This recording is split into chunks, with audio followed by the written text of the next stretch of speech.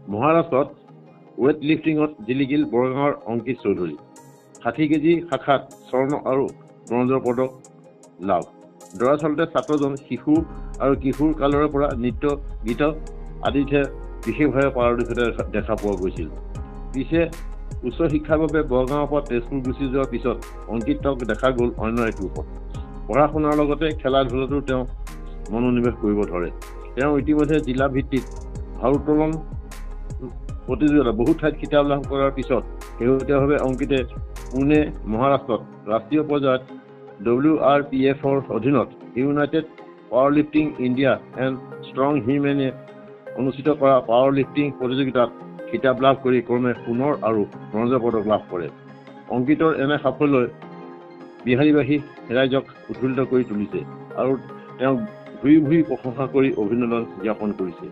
তেজপুৰ দৰং কলেজত